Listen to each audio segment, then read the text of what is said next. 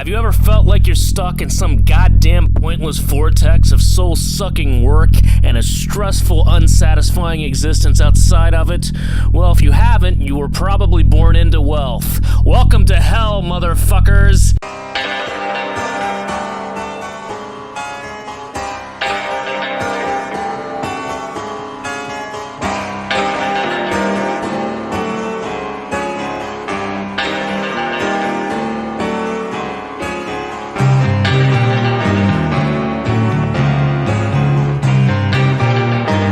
The assassination, oh my god, of Richard Nixon. Thoughts? The only thing I'm thinking right now is fuck summer. Okay. For real. Oh, God. Okay, well, this was the first time I've seen this movie. Mm-hmm. It's your recommendation. Right. It's a movie that you wouldn't see me being into. At all. Not... I watched this. I was like, "What? No, what?" I'd never heard about this, right. And I think that's probably, about everybody. Like, yeah, it's an overlooked. Yeah, where did this film go to? It's not that old. It's like 15, 16, something like that. Right. Okay. I think 2004. Yeah. Okay. I like this film a lot. Okay. I'm just gonna. This is a film that demonstrates a little bit of our namesake on doing this. Right. There's a fair amount of anomie from the main character in this film. Right. The basic plot is a salesman, Sam Bick, played by Sean Penn. He is having a lot of difficulty making it in his personal life. He is, at the beginning of the film, separated from his wife and two small children. Three small children. Were there three? I lost track. Yeah, should get past one kid. I was like, I can't keep track of him. When he is working his job as a salesman in an office furniture store, he finds it very difficult to do the job. And this is also a thing that just keeps happening with him, apparently, from what his wife lets on. Like, he's gone through job after job after job. Right. He used to work for his brother selling tires. Right. And this is fuck. It's just, it's like so fucking hard to concentrate. You're sweating more than I am. God damn it! God damn it! So this movie is based or inspired on a real attempt at a hijacking. Right. Okay. Which was early to mid 70s? 74. 74. Yeah. Beyond that, it may have taken a lot of liberties with the story. He did send the tape recordings. He did send Leonard Bernstein and Jonas Salk. He was sending things to him. People that he admired, and some other person, but I forget who it was. The real guy. But a lot of the narrative in this or narration in this movie is Sam talking about what he's doing as he is telling Leonard Bernstein. Yeah. It's like Leonard Bernstein is his Jodie Foster. Yes. And just the paragon of society. Right. So Sam is having difficulty reaching and maintaining the American dream. This film made me think a lot of classic strain theory, where the societal goals set out for people to reach are at odds with the way that people are, like the culturally accepted way to reach those goals. And Sam is playing the game. He's trying, but he's failing miserably because he finds that the game in his particular field, which is salesman, he finds that his own morals conflict greatly with the job that he is supposed to be doing. He feels any kind of markup on price should be part of the negotiation when you're selling something. It's like, we buy this and we mark it up like 30%. We should be able to go down to like 15%, right? And we can still make a profit. We just I don't have to feel like I'm cheating you too much, right? Well, that's not capitalism. No. That's just being a sucker, right? Yeah. So Sam does not gel well on his job. And really, could he have a worse job with those morals than salesman? I mean, yeah, that's a good point. I'm trying to think of other professions where it would be. Well, Wall Street. Wall Street. Yeah. Yeah, which is pretty. Yeah. That's. I think it's good that they put him in that position to illustrate this point. Yes. Yeah. Before Don started doing cash connections, I always complained that we never had enough time to spend together. Now we can spend as much time together, weekends, whenever we want. Welcome to the $50,000 Business Opportunity Showcase, the program that introduces you to America's most promising entrepreneurs. God damn it! God damn it! Have you experienced that where you're like, I can't go into this fucking place? I can't. I'm lying my ass off every single day. Yes. And for certain types of people, that weighs on you. Now, for a lot of people, they can do anything. Yeah, because you just do what it takes to get by. Right. Yeah. Which that's beyond that is a kind of a separate conversation we'll get to. Right. But yeah, the first thing that I think of was my very first job when I was 17 as a telemarketer. I only had that job for a week and a half. Okay. And I only got it because I got my first speeding ticket and I needed to pay that off. Okay. And I was not well suited to that job at all. And it was probably the most miserable job that I've had in my life. Okay. Where I'd go into the call center after school and sit down in front of a computer screen and read from a script as it, robocalled people. Right. And I used to ad lib a little, and not much. Just at the beginning, I'd be like, I would ask people how they were doing. Right. And my supervisor came over, and he heard me doing this, and he said, never ask people how they're doing. It gives them a chance to hang up on you. Okay. Don't be decent. Right. That's a much smaller example than what Sam is going but in through. telemarketing, typically the only people that would even fall for that were so credulous and trusting and innocent, and you felt like you were. It's a job where you just constantly take advantage of people. It's a job where you're supposed to take advantage of, especially the elderly. Right. Like they're most susceptible to it. Because sometimes you get elderly shut-ins, and they're just happy to have somebody to talk to on the phone. Right. And it felt particularly manipulative. You do have two choices right now, my friend. Number one is do nothing. Stay home. Do what most people do. And 5 years later, you'll be lucky if you have a job.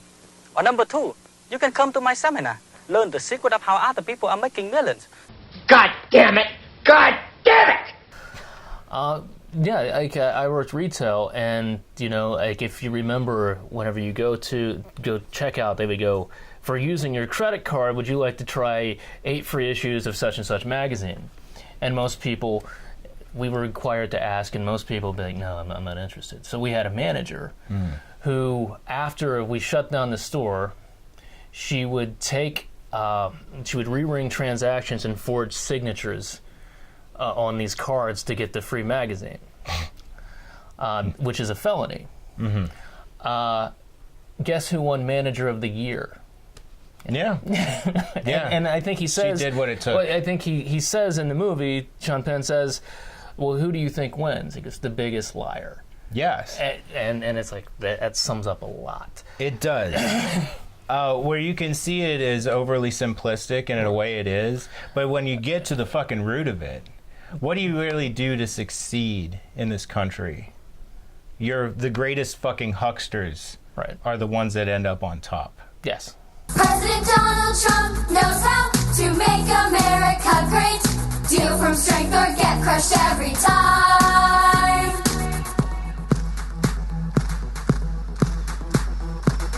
God damn it! God damn it! Is Sean Penn's character, Sam Bick, is he living in reality, or is he delusional, or is he both simultaneously? I think it's pretty obvious that he's both simultaneously. Okay. I think he's rooted in reality. Since the film starts right before he goes in to do his hijacking attempt, right, and then most of the film is flashbacks after that. Right. Like there's a fair amount of the narration in the letters that he sent to Leonard Bernstein. Right. And when you see him a couple of years before, this is a guy that it doesn't seem like he's on the outside like greatly mentally ill. Right. It's you can make a case that there are situational factors that kept fucking him over to the point where it caused a great amount of stress in his life that might have exacerbated some already existing mental problems. Right. It's hard to say. The film doesn't really make that much of a judgment call. It doesn't go too in depth. You can tell like there's something definitely going on with this guy, because you don't hijack a plane and start shooting people randomly and send letters to Leonard Bernstein about how you're why you did what you did and all this. Right. You don't do that if you're in your a rational state in your life. Right. Right. So I think he is living very much in reality. I think he's very rational, and in the 2 years leading up to the actual events. Okay. But I think his reality, his mental state start to unravel as the stressors in his life start mounting. His wife leaves him. Right. That's a slow, painful process. He attempts in his way to get out of his shit job and start a business for himself. Right. That fails. Right. He fails spectacularly in so many ways. Right. While still trying to keep his integrity up until the point where he steals from his own brother. Right. And then his brother disowns him. And really at that point it's just like all the shit that was keeping him going, that's gone. Right. And he shifts all his anger and resentment on Richard Nixon. Right. Well, it's a tough thing, Bob, for you, for John, the rest, but goddamn it, I'm never going to discuss this son of a bitching Watergate thing again. Never, never, never, never. But let me say, you're a strong man, goddamn it, and I love you. The alienation that he has, the social alienation, and the injustice that he sees, he's seeking something. He wants to do something. Yes. And in the midst of that compulsion to do something, he sees the Black Panthers on TV. Somebody giving a speech. He goes down to his local Black Panther office. Right. And he starts talking to the guy. He's like, I get it, man. I know what it's like to be treated like shit and like to be ignored. And okay, here's the thing. I understand where he's coming from, but as a white man, even as like a Jew, because he's he's obviously doesn't seem like he's practicing, but his brother shows up in like full Orthodox Jew regalia. Right. I think you got to be real fucking careful. You go down and you talk to a black person and you say, "I know what it's like, man." No, there may be some overlap, but you don't know exactly what that's like, and I think that's the point with Sam, where I was kind of like, oh man, what the fuck, man? Let's try to. I understand this really awkward attempt to try and make this association, and like he gives them money and stuff, but it's like, please don't, please see that that's not the same fucking thing. Yeah, I mean, I know what it's like to be mistreated. I know what it's like to be fucking alienated, but I don't know the black experience. Like, I don't know what that's like. Cops stop me and they're like, "Thank you, sir. Have a nice day." Right. Could have gone very different if I was black. Right. I think there's a danger, and not a danger in saying, "Hey, we have similar goals here." Not at all. Right. But when you start going in and saying like, "Hey, I know what it's like, man," you gotta be real fucking careful with that. Okay. Yeah. What do you think? I think that if we're going to get anywhere, we have to start these divided groups, or these, not, I don't know if they're even divided, but we need to start. We need to move together. We definitely rather than work against rather each other. than we need to get on the same page, and really, because I think one of the reasons the left is so ineffectual is because it's so fragmented. Yeah, absolutely. Everyone has these kind of pet projects they're working on, and I think we need to laser focus and pick like a handful of things and say, okay, because if you pick the big things, I think, and those are fixed, you'll see, believe it or not, a trickle down of other things kind of being lifted up from those big fixes. Yeah, I think you're right. But at the same time, there's a danger in being like, as a white man, I know the black experience. That's where I would draw the line with Sam Bick in that case. But for the rest of that scene, I'm like, at least he fucking tried to do something, and he came in and he gave them money when he's like struggling. I think that's the thing with him is his intentions. He's going through the whole movie until like that final thing when his brother disowns him. Like that's what triggers the psychosis or this really delusional behavior. But up until then, he's just a guy that means well, and he doesn't know how to. He really does. He wants to fix things, but he doesn't know how. Yeah. And if you're a certain type of person, you can totally relate to that. Yes. Very interesting thing. So few of those who engage in espionage are Negroes. Very lucky that way. As a matter of fact, very few have become communists. But the Negroes, have you ever noticed? There's very few Negro spies. Not intellectual enough. Not smart enough. Not smart enough to be spies. The Jews are born spies. You know, somebody of them are just in it, up to their necks. God damn it! God damn it! And I am a little, God, what's the word? Is it sanctimonious? Maybe a little. It's sanctimonious. Because when I meet other people that do things and I go, well, you know what this company you work for does, you know what this does, I still have that in me. I go, I rejected it. Oh, fuck Why don't you reject it? Oh, fuck yeah. No. It's like, no, I do the same fucking thing. But sometimes that's a luxury. And sometimes you're just like, I have to fucking buy in at least for a little bit to fucking survive, and you fucking hate yourself for it, but you just you do it because you gotta fucking eat, right? You gotta fucking pay for your cats to eat, and you gotta fucking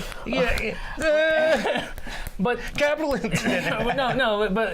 but what I mean is, some people it doesn't. They can do it. That this is what I don't understand is how can some people go through and it doesn't like. I'll fuck over whomever I can as long as I'm doing all right. Yeah, I got mine. Fuck you. Yeah, I can't function it. I honestly cannot. I can't do it. But why? I'm just fascinated by people that can. How?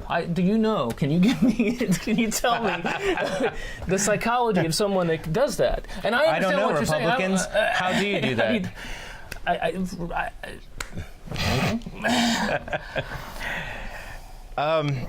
I think some people have a greater ability to prioritize their own well-being above the well-being of others.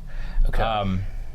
Certainly, we all have our survival instincts, right? Right. Yeah.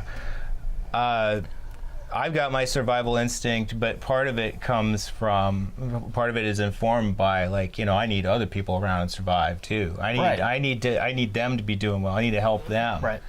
You know, and maybe it's a fucking curse. Right. That where you just can never feel good. You can never feel like totally satisfied. You can never be like totally happy because, you know, there's always going to be, even if you're winning, somebody fucking else in the world is losing. Right. No.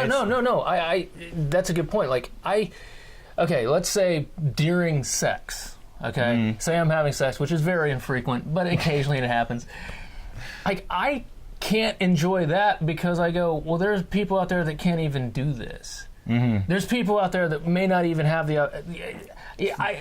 I go there, and it's like I can't enjoy really anything because I'm always... Yeah, it's like a fucking the curse of overthinking, the curse of like being too conscious to pain in the world. Too conscious, and right, it's like I'm not. I mean, I'm concerned about myself and certain things, about my own well-being to a certain degree, but like, yeah, but just because I'm doing okay, it's like I can't relax about that. I can't. Yeah. I don't know, but most people I meet, they're Yeah. Well, yeah, but maybe, okay, maybe we take it to an unhealthy level. But that's what I'm thinking, because obviously the character in the movie, I think, is feeling these things as well. And he takes it to an even more unhealthy level. Yeah, I would never kill anyone. No, fuck no. No, absolutely not. But I understand. I get there and I go, oh, I've been here. Well, I'm not a crook. I burned everything I've got. I sold all my stock for $300,000. That's all I own. I sold my apartment in New York. I'm using rubber. And I had $100,000 from about money, Dick. It's about money. It's about money, Dick. It's about money, Dick. Money. What about Sean Penn's performance in this film? Okay, Sean Penn's performance. I love Sean Penn. I do. Sean Penn's performance. Okay, I think it's one of his stronger performances because he holds back. This could have easily been melodramatic and over the top, and filled with rage, and you just get little glimpses of these things, and it's more of a guy. It builds. Right. It builds, but even when at its maximum, like it's still because right before he goes in to do, he's really like having second thoughts, and then maybe he pulls away, and then and it's not this. It's a pathetic character. This is a sad guy. Yes. Who I've seen online reviews, and like if you look at like some reviews on Amazon, it's like, this guy's a piece of shit loser, fucking libtard motherfucker. Like, this is exactly what this. Well, if you've got that mindset, you've missed the point. Right. Yeah. This is a guy who has a very difficult time operating in the world because he holds the world to a higher moral standard. Right. You know, and he tries to live his life in that way. Right. That finds you cannot succeed. No. And anything that he's doing, you can't fucking succeed and hold on to that level of integrity. Right. And I think many of us that should speak to us because we have to, like I was saying before, we have to kind of sometimes compromise just to fucking survive. Just to survive. Right. Yeah. It's if you're really lucky, you're I guess born without integrity and never develop it because you're gonna do just great. You'll do. And I've seen that. I know people that I think are despicable people, and I go, how they're killing it. They are just and it's like, oh fuck. But I guess so be it. I'll take my miserable piece of shit life and still have some level of dignity, I think, over selling out. Yeah. And Yeah, it's a really hard place to inhabit. It's a struggle that we both have. Right.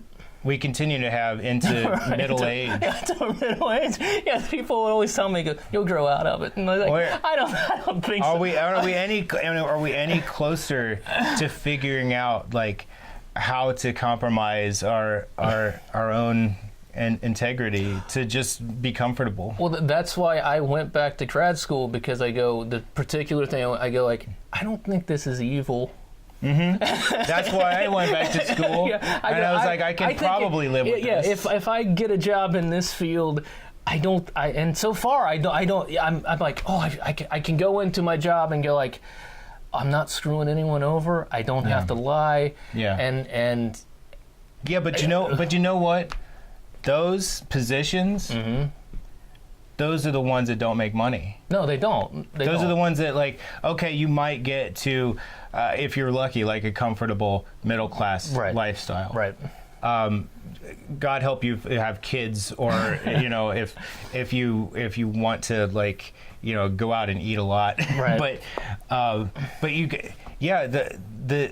the jobs, it seems, where you are doing the least amount of harm to society. And your fellow man, those are the ones that are undervalued. They pay the least, otherwise, we'd be paying teachers a lot more, right? Right. We'd be paying STNAs a lot more. Right. We'd be paying lots of people much more than they make. Lots of working class people. To your hometown.